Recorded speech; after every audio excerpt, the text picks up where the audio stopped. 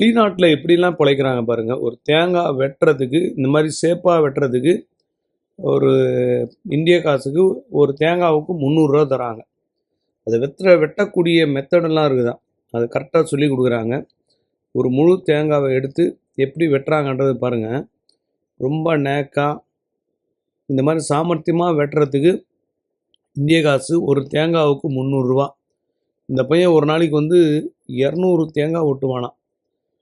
கிட்டத்தட்ட 200 தேங்காய்னா நம்ம ஊர் காசுக்கு பெரிய அமௌண்ட்டு. இருந்த இடத்துலேருந்தே சம்பாதிக்கக்கூடிய ஒரு தம்பி. 300 ரூபான்னா நீங்களே பார்த்துங்க, பெரிய அமௌண்ட் வரும். இந்த பையன் தேங்காவை கட் பண்ணுறதுல நம்பர் 1 கில்லாடியா. இது தைவானில் இருக்கக்கூடிய ஒரு இடம். தைவானில் இந்த மாதிரி தேங்காவை கட் பண்ணி கொடுக்குறது தனி சிறப்பு. அதுவரையும் சேஃபாக நேக்காக கட் பண்ணி கொடுக்கணும்.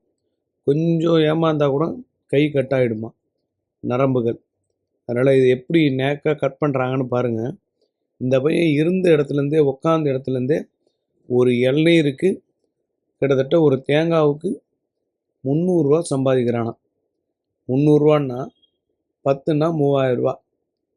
கிட்டத்தட்ட 200 தேங்காய்னா என்னாச்சு நீங்களே கணக்கு போடுங்க. பெரிய தொகை. இது ஒரு வகையான நேக்கு.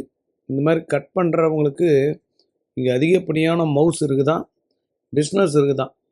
சில நேரத்தில் டிமாண்டான நேரத்தில் $50 கூட கொடுக்கறதுக்கு ரெடியாக இருக்காங்களாம்.